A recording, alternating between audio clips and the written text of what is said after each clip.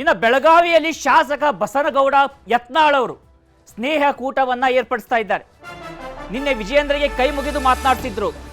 ಗರಂ ಇದ್ದಂಥ ಯತ್ನಾಳ್ ನರಂ ಆದ್ರ ಅನ್ನುವಂಥ ಪ್ರಶ್ನೆಗೆ ಕಾರಣವಾಗ್ತಾ ಇದೆ. ಇದು ಬೆಳಗಾವಿಯಲ್ಲಿ ಶಾಸಕ ಬಸನಗೌಡ ಯತ್ನಾಳ್ ಸ್ನೇಹ ಕೂಟವನ್ನ ಮಾಡಿರುವಂಥದ್ದು.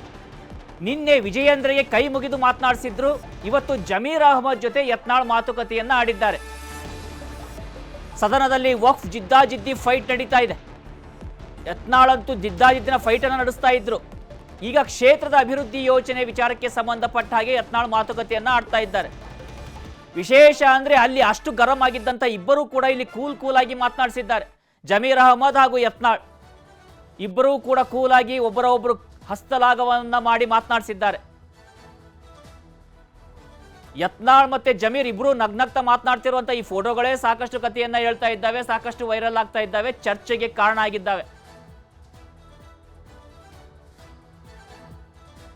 ಈ ವಿಚಾರಕ್ಕೆ ಸಂಬಂಧಪಟ್ಟ ಹಾಗೆ ನಾವು ಪ್ರತಿನಿಧಿ ಕೃಷ್ಣ ದೂರವಾಣಿ ಸಂಪರ್ಕದಲ್ಲಿ ಜಾಯ್ನ್ ಆಗ್ತಾ ಇದ್ದಾರೆ. ಮತ್ತಷ್ಟು ಮಾಹಿತಿಯನ್ನ ಪಡೆದುಕೊಳ್ಳೋಣ. ಕೃಷ್ಣ, ಸದನದಲ್ಲಿ ಫುಲ್ ಗರಂ, ಈಗ ಇಬ್ಬರು ಫುಲ್ ನರಂ, ಏನಿದು ಕತೆ ಅಂತ? ಖಂಡಿತವಾಗ್ಲೂ ರಾಘವೇಂದ್ರ, ಇದು ಕೃಷ್ಣ ಸಂಪರ್ಕ ಸಾಧ್ಯ ಆಗ್ತಾ ಇಲ್ಲ. ಸಹಜವಾಗಿ ಮೂಡುವಂತ ಕುತೂಹಲ ಇದು. ನಿನ್ನೆ ವಿಜಯೇಂದ್ರ ಜೊತೆಯಲ್ಲಿ ಕೈ ಮುಗಿದು ಮಾತನಾಡಿಸಿದ್ರು. ಮೊನ್ನೆ ವಿಜಯೇಂದ್ರ ಯತ್ನಾಳ್ ಅವರ ಬರ್ಡೇಗೆ ವಿಶ್ ಮಾಡಿದ್ರು ಟ್ವೀಟ್ ಮಾಡಿ.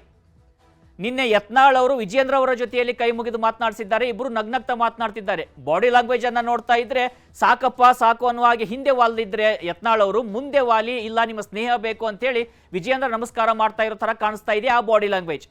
ಆದ್ರೆ ಮತ್ತೊಂದು ಕಡೆ ಜಮೀರ್ ಮತ್ತೆ ಯತ್ನಾಳ್ ಅವರ ಒಂದು ಬಾಡಿ ಲ್ಯಾಂಗ್ವೇಜ್ ಅನ್ನ ನೋಡ್ತಾ ಇದ್ದೀವಿ. ಇಬ್ರು ನಗ್ನಗ್ತಾ, ತುಂಬು ಹೃದಯದಿಂದ ನಗ್ನಗ್ತಾ ಮಾತನಾಡ್ತಾ ಇದ್ದಾರೆ.